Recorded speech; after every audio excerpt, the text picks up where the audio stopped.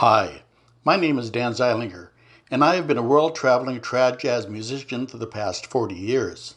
Some of my most memorable performances were on the lawn of the Edinburgh Castle, at Imperial Palace in Japan, as well as TV shows and commercials around the world. I've met many people during my career, and have spent many hours on stage on and off with these musicians talking about jazz, life, and more. Some are touring musicians, some are theme park warriors, and some are casual musicians who play on weekends with their friends.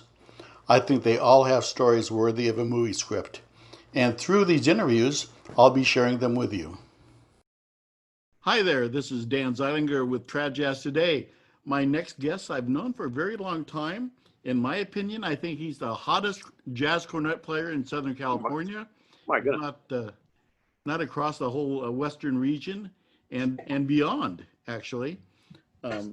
He's toured all over the world, and he's much too modest. But here's my good friend, Corey Gemme. Hello. How are you doing? I'm doing good. You know, have you seen any of my previous interviews I've done? No, not yet. Okay. So I should go with those. I should study those first so I don't embarrass myself.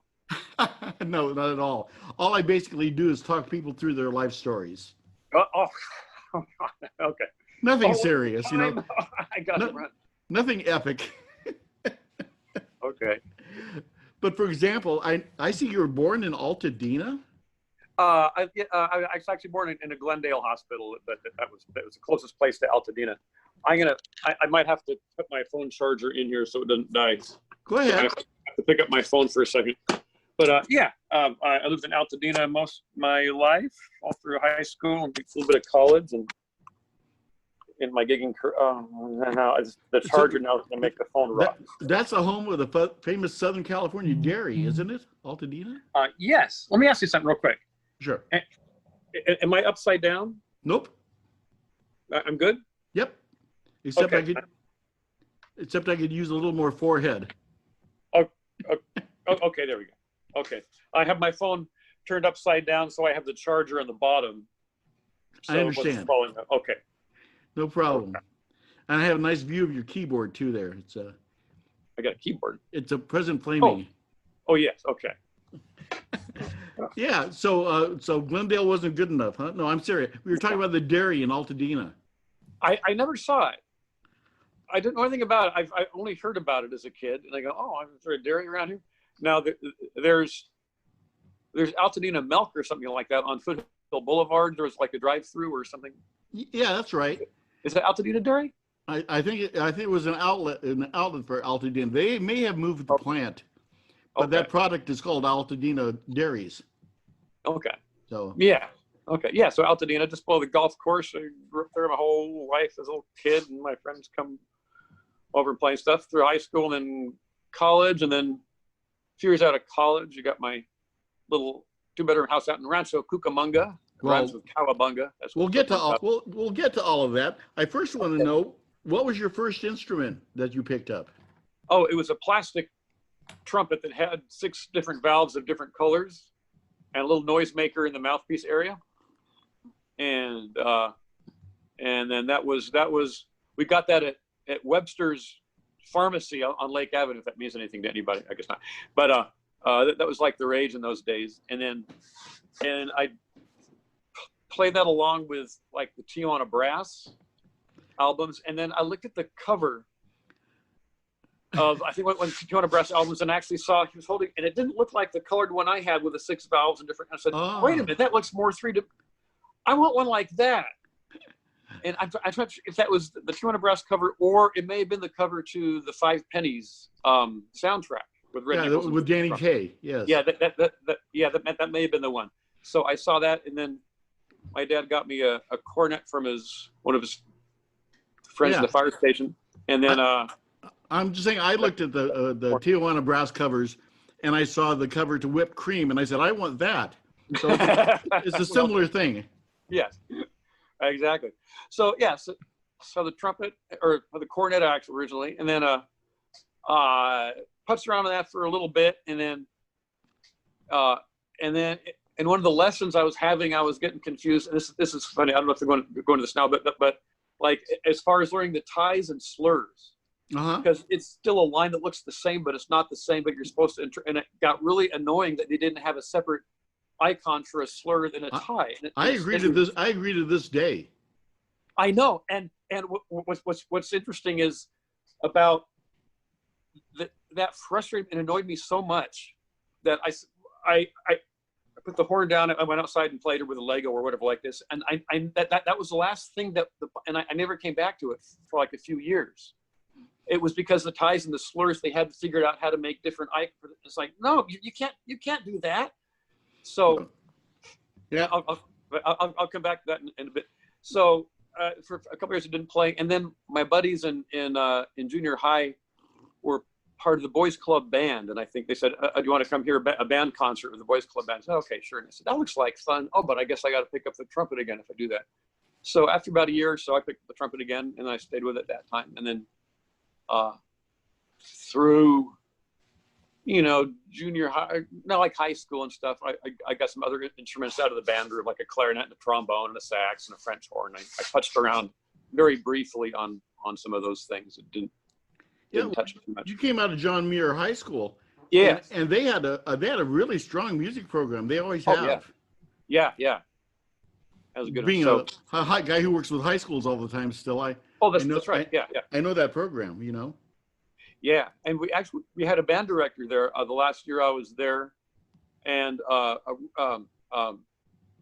he started a Dixieland band like on the lunch hour or something, because a couple of us were into that style of music, and that was so after we graduated, I kept the band together with a few of those guys. We called it the Wabash Whalers, and then the personnel changed after a few years and stuff, but that was the start of the Wabash Whalers Dixieland band. Which are any of those players still playing?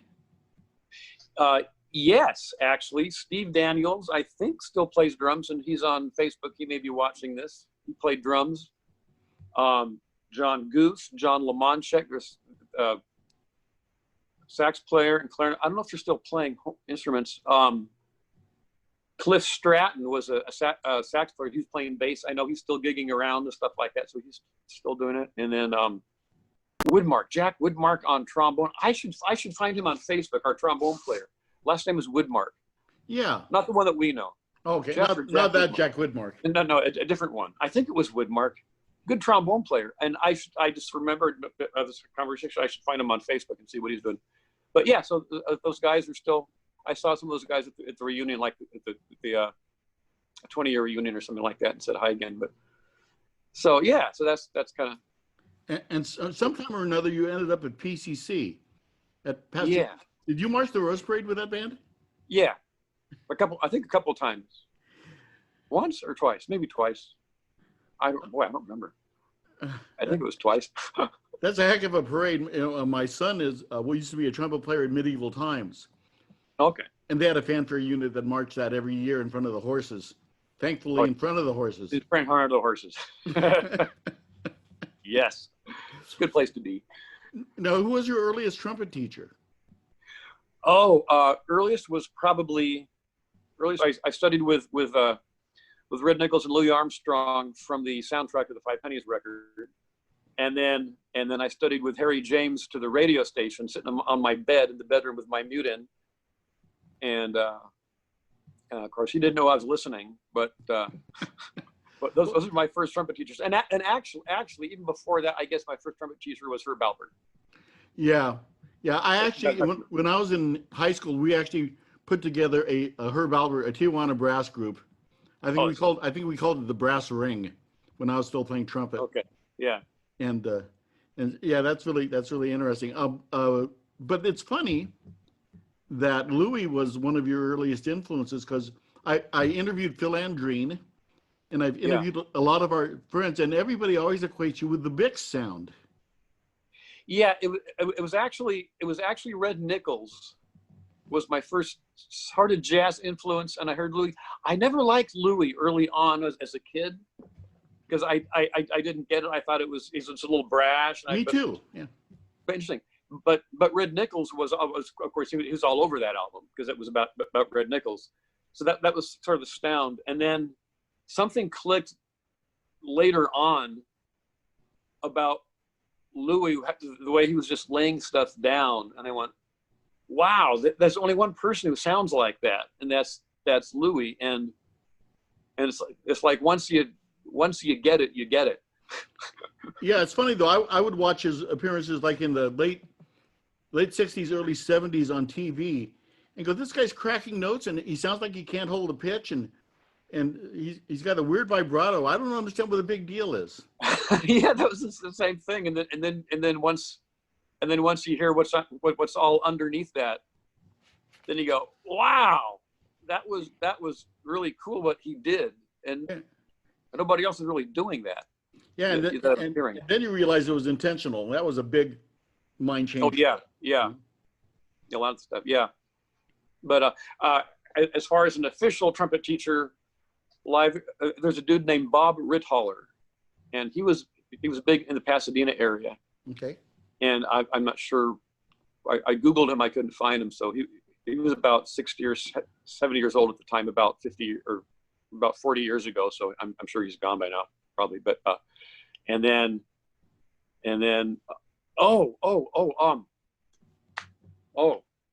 he was later. Walter Larson, Altadena or Pasadena area. He had a lot of students.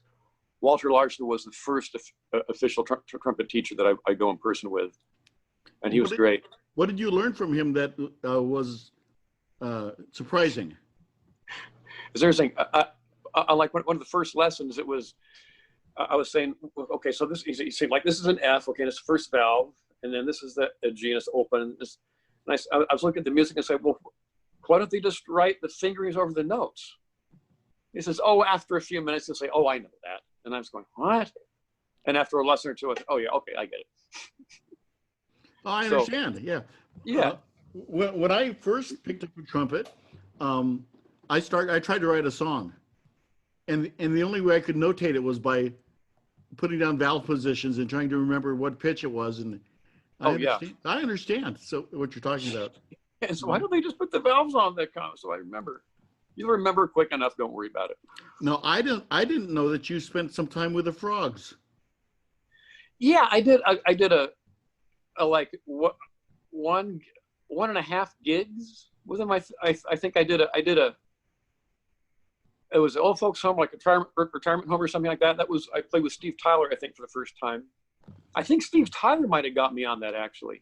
Okay. No, I remember the phone call though. Isn't interesting. You know, when I was a kid, like I was a big fan of the Hot Frogs, and I had their albums and stuff like that. It was great. And then, you know, we used to have answering machines. Remember the answering machine with a tape cassette in there, you know, and I come home. This is like, you know, a couple years out of high school or something like this. And I came home one day and I got a message. Boop. Yeah, Corey, this is my name's Joe Ashworth. And I go, what? Did you give me a call? No, Joe Ashworth?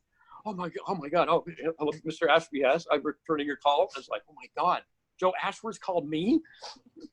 That was like my first little foot in the door with what I thought was huge fame, which actually in our Dixieland circle was huge fame. Oh, yeah. I don't really play that, but that was one of the huge bands on the circuit was the Hot Frogs. Yeah, I was actually their last tuba player, so I understand. Oh, okay. I replaced Dave Wright. And in fact, okay, at the end, when Mike Silverman was having his health problems, I actually did several festivals back to back with playing cornet on the Frogs and tuba on 10th Avenue.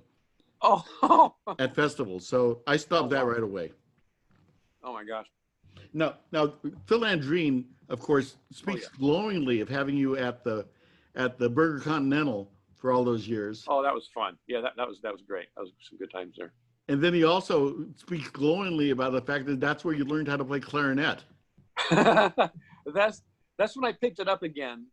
It's like I played briefly in high school a little bit, and then I didn't play for a decade or something like that. And then I played for a week, then I took 6 months off and played for 3 minutes and 55 seconds and took a day, or you know. So at some point I picked up again, and then I started doing it at Burger Continental a lot. And that was like, you know, 15 years ago, you know, so I picked it up and sort of stayed with it sort of. So yeah, that was where I was getting my practice in at Burger Continental. I thought that was crazy. For those of you watching who don't know Corey, First of all, I'm surprised you're watching this channel, and second of all, you may not know that he plays clarinet. You play some sax also, C melody, just a little bit, not too much. and trombone and trumpet, and probably can tap dance if you ask him. A little bit. He's another one of those. He's another one of those these days. brilliant multi-instrumentalist. Yeah. And just a fun guy to hang out with. So go through some of the other bands that were pivotal for you getting your career going. Oh gosh. Well, early on it was, wow. So like, I mean, yeah, so I got my Wabash Whalers was my band that I was doing in high school and out of high school after I left the stuff. And I get a few gigs around town every 6 months for $10 a guy or something like that. And I'm not sure how, oh yeah. And I think, okay, so I got a gig, you know, Mike Marois? Oh, very much so. He was my first interview, actually. Oh, in Claremont, there's a place called Griswold's. And when I was like 10 or 15 or 12 or something like that, I went there and there was a jazz festival and they had the Hot Frogs and High Sierra. And somebody says, you got to stay for these two bands. They're both the best bands in the world. I go, oh, wow. So, and afterwards, like a jam session, and I was up in the corner trying to, okay, can I play a chorus with you guys? And there was a tuba player on the side of the stage. He said, I want to play a chorus too. And that apparently was Mike Marois, but I didn't know it until 15 years later when I ran into him or something. But I got hooked up with Mike Marois, and then I had a gig at the park in Pasadena, and he found out that I needed a banjo player and a clarinet player and a drummer. He says, I know these three great guys, trust me. And it was Mike Nelson, Larry Giannichini, the late Larry Giannichini, God bless him, what a great guy. I'm sorry, I actually didn't realize Larry had passed. Oh yeah, maybe about 3 years ago or 2 years ago. Okay. Cancer. So, but it was Larry on banjo, Mike Nelson on, you know Mike Nelson, right? Okay, Mike Nelson on clarinet, and I think it was Rod Harbor on drums, like just three monster players. And go, oh my gosh. Oh, and he said, okay, and I got a trombone player for also Alex Isles. You know Alex. Sorry. Just another trombone player. This is another trombone. So it's like the first gig with my band with all these new people, and I got all these heavyweights here in the band along with Mike Nelson and or with Mike Marois. So it's Mike Marois on tuba, Rod Harbor on drums. I don't know if you know Rob. I didn't run into him a whole bunch after that. I haven't met Rob. Great drummer. And then Alex Isles, Mike Nelson, myself, and I got a recording of that. I recorded that on a reel-to-reel tape somewhere buried in my boxes of stuff in my house. I got to get that out and transfer it before it goes wobbly. But yeah. I've got a recording of that concert. Oh, that would be great. Yeah. And then so now, of course, Mike Marois was actually one of those guys who went through the Frogs also. Yeah, that's right. Yeah. And I'm trying to think how we hooked up originally or how we got connected. But and then like around that same time period, I got hooked up with Pat Aranda and Tom Liston. Yeah. And we had some awesome gigs and times. I did some IKEA openings with Tom Liston. We did some 12-hour days. I may have met you on a Liston gig. I couldn't recall where we met. Maybe the LA Fair. Oh, okay. That would make sense. Yeah. The IKEA openings and the LA Fair was a big stuff. And just a bunch of other stuff around town also. And then Pat Aranda, he got some gigs doing the same types of stuff. And yeah. What a crazy bunch of guys. So, who was it? I think it was a Tom Liston gig. It was a 12-piece Dixieland band in the middle of some big, huge field, like a polo field or something like this. And I got a recording of that too. This is great. This is the first time I ran into a lot of these guys. First time I ran into John Brand. Okay. First time I ran into Evan Christopher. He was playing alto. He was like 13 years old or something like that. Oh God. Older guy named Jerry on the trumpet. He passed away. Jerry Burns. Jerry Burns. Yeah. He's great. So it was me and him, and they had another tuba player who was playing tuba. No, I think it was just one tuba. And then Evan Christopher. Oh God, who else was it? I'm forgetting. But then, but that's where I ran into John Brand for the first time, and Evan Christopher. And I've got a recording of Evan Christopher playing in a 12-piece band when he was like 13 years old. Also on a tape that's getting warbly now. I got to transfer that too. And I got photographs of it. I brought my camera along, so I've got audio and video and still photographs of that gig. That was one of the early ones, and the first real gig I got. This is like the real one. That one, real gigs was. I got a call from Alex Isles. This is after he did a couple of jobs with my Dixieland band, and he said, "Okay, hey Corey, I got a gig for you if you want to do it. It's way out in some place for, way out in the desert or something." And it's like, "I'm sorry, the bread's a little low. It's only $100 or a bill." And I went,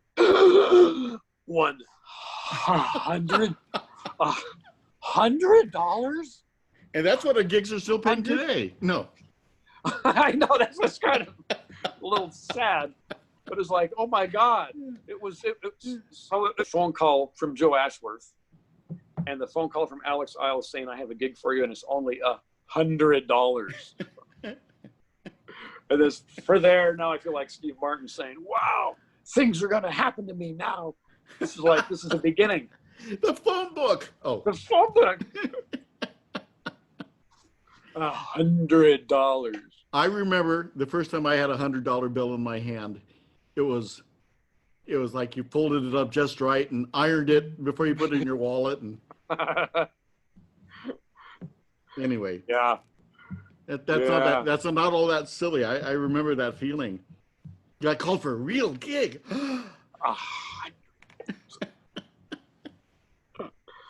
Oh God.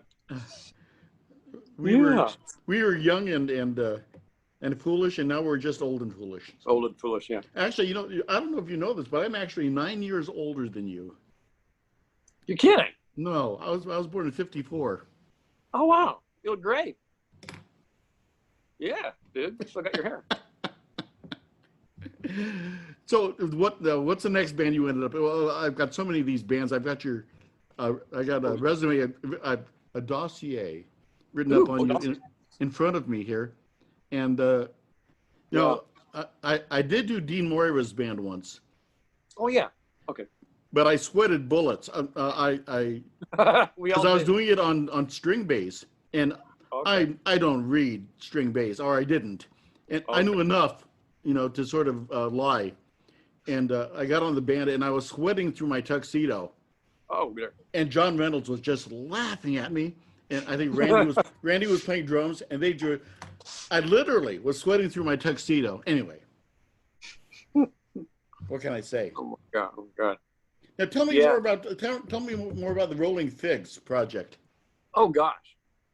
Well, what possessed you to write original music in the style of the 20s? I have no idea.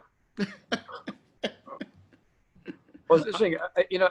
I've throughout, as long as I can remember, I had like these pieces of paper like the staff paper next to my bed at nighttime or around. If I think of a melody or something, I just scribble it down, whatever. Maybe I'll do whatever sometime. And they kept on stacking up and stuff. And I thought, it's at some point I should just do something with these. And like, gosh darn it, I know all these great musicians in town, and so I formed a band of the appropriate size and instrumentation that I could use all my favorite dudes. So and I said, I guess it's time to do something with these. And I started putting them on the computer, and most of these started out as clarinet trio things. So I'm gonna get the melody down, a little harmony stuff like that. And then as I expand them, I added brass and stuff in the rhythm section. But I just had all these. And what's interesting though is on the liner notes, also on the CD. Like I set out to actually put some of these stuff in arrangements. And as I started doing it, I started thinking of other melodies and other newer stuff. And those became what's on the album in the Rolling Figs. I don't think I have one old melody on the scraps of paper that made it onto the album. It's all new stuff that I started messing around the piano. And, oh, this actually sounds better than that script. And all of a sudden, so all the scraps of paper were the impetus, but all the stuff on the album is all the new stuff that I actually wrote on the spot. You might appreciate this when I was on a craft fair circuit with Misbehavin', and so Brad and myself and Brian Shaw and I think Evan was on a lot of those. We actually used to sit in our hotel rooms at night and write tunes and not tell anybody we wrote them. So we'd get together and say, okay, let's do this one in the big style. Let's do this one in this style. And I was actually the lyricist on most of them, and Brian would play the melody, and Brad would figure out the changes. And we started introducing them at some of our casuals. And people started playing them. And of course, we never fessed up to the fact that we wrote them. But like Chuck Anderson started singing some of them on some of his gigs. And it was just hilarious. They'll assume they're old songs, been around forever. Yeah, we found this one on the back of a piece of sheet music in somebody's attic, old scrappers. Yeah, it was a fun thing to do and to pull. I've done a couple mischievous things in my life along those lines. One of them was I made up a fictitious band called the Syracuse Syncopators. Okay, I heard of them. They're great. And I actually printed up a fake Gemme label, and I sent it to Tex Wyndham. It said, "Have you heard of these guys? I don't have a listing for the personnel." He went crazy. Oh, that's neat. He spent hours and hours of his life. I'm a bad boy. But I thought you'd appreciate it. Oh, yeah. You did some time with Janet Carroll, some groups? That's right. Which is neat. How was that experience for you? Oh, that was neat. We did jazz festival in Nevada. Was it? I forget. Sparks. It wasn't Sparks. It was. I forget where it was. We did jazz festival there, and we did another one. I think up north or something. We played at the Grove. I played the Grove before. Yeah, I did that with her, and that was fun and interesting, and that was just a neat experience. And then that was around the same time I was doing the Hot Frogs, actually. Wow. But I did the Hot Frog. I think it was only a couple of gigs, and there's going to be a jazz festival where Janet Carroll wanted somebody, and I was with her band. We said, okay, you can't do both. We got to decide here because they didn't like they did like a crossover, the same people in different bands and stuff like that. So I forgot what they did for the festival. I went with Janet Carroll for that festival. And then after being a real fan of both the Hot Frogs and the High Sierra band, and then ending up playing with both groups. How did that fit in your head? That was crazy. I mean, it was like I'm sitting there at Griswold back in 1972 or something like that, going, "Oh my God, these guys are great." It was like, the Hot Frogs was short-lived. High Sierra was about 3 years of a crazy roller coaster ride of festivals and cruises, and it was great, and that was a lot of fun, a lot of great guys, and some great traveling. I did more traveling and cruises around the world. Yeah, got lots of great photography and stuff, and that was around the same time I was trying to do my Rolling Figs. I was getting started. It's like, this is like I'm gonna have to concentrate on the Rolling Figs. So I bowed out there, and then Brian Shaw got back into it for a little bit, and they rotated some guys in and out of there. But that was awesome. I guess Caprion was playing with them last. Oh yeah. But how? I find it interesting because those two bands in particular are just pedal to the metal bands. I know. And it seems very unlike you. Yeah. Oh God. Very tiring. I talked to Howard Miata about how Brian changed their personality when he got in there. So you probably got a little bit gentler band than Brian did. Maybe so. That's funny. Yeah, because He recorded. Go ahead. He recorded the Rolling Figs album. Brian Shaw did at his studio. Heck of an engineer, actually. Oh God, yeah. And an okay studio. I'm kidding. This is Amazing okay. facility, you know. Yeah, yeah. So it was good to have his ears and stuff like that. There, you know, somebody who knows how it's supposed to sound.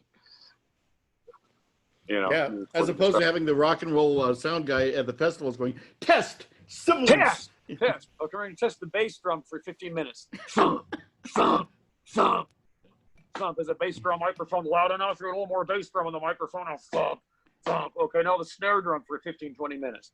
It's always surprised me how many Dixieland jazz festivals hire those guys to do sound.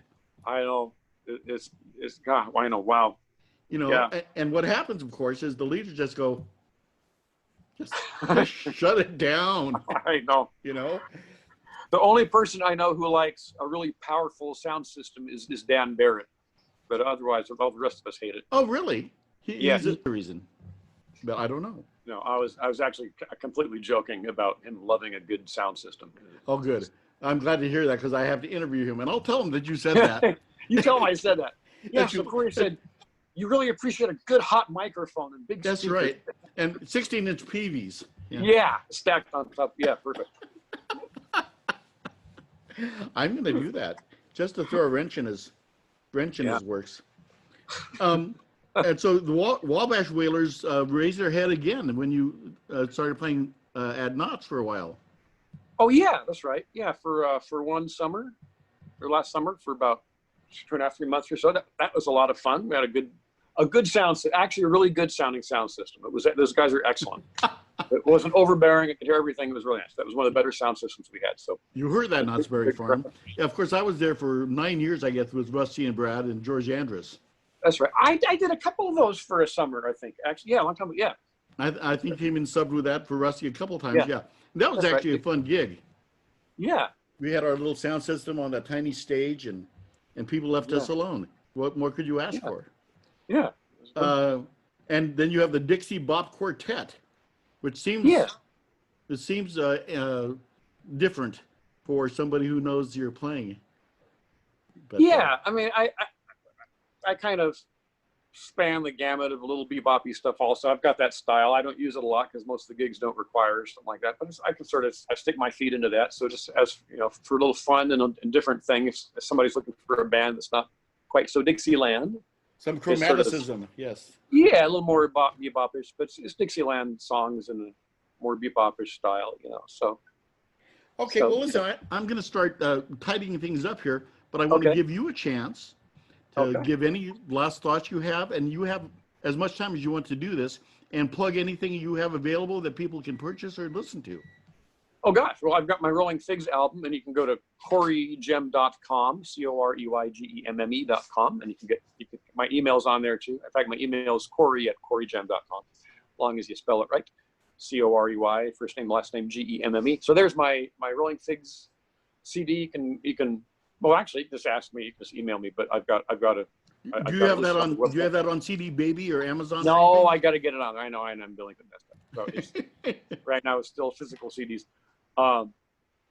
Just that, and I do a lot of photography. Also, you can see some of my photography on my website. I've got a photography page, and you see some of the stuff I took when I was doing High Sierra, some of our cruises and stuff. You're a wonderful photographer. I've seen some of your exhibits you have at a couple of festivals. You've put. Oh yeah, the calendars. Yeah. And Corey's a wonderful photographer and has a great artistic eye. I highly recommend his work there. My goodness. Well, thank you. Yeah. Yeah. Oh, and I got some pottery and ceramics I've been doing also. That was another thing I did all through. Those I haven't seen. Oh, I did that all through sort of high school and junior high school and college, and then I took some other classes. Just a few years ago, Chaffey College out in San Bernardino stuff. In fact, hanging behind. Oh, here's my prize one. The ways on this thing is I'm like in the bench. Okay. Okay. So this kind of stuff I do. Yeah. So anyway, that's kind of stuff I do. So you haven't crafted a ceramic cornet yet? Actually, in high school, I made a ceramic trumpet. No valves. It was just like a big snaky loopy and a bell. It didn't play real well. It was hollow, but didn't play good. Well, But Corey, anyway, so that this has been an awful lot of fun. Unfortunately, I see that Dan is waiting in the waiting room here. okay. And I'll tell him how upset you are that that he's edged you off of this right now. Yes, I'm sure. And I'll tell him about the sound systems. Okay. So, Yes. hey, thank you so much for doing this. Thanks. Okay. Thank you. If you'd like to do another one sometime, just let me know. I'd love to talk to you again and love this very much. Well, okay. Likewise. This was fun. All right, sir. We'll talk to you soon. Okay. Bye-bye. Bye. Thank you for watching Trad Jazz Today.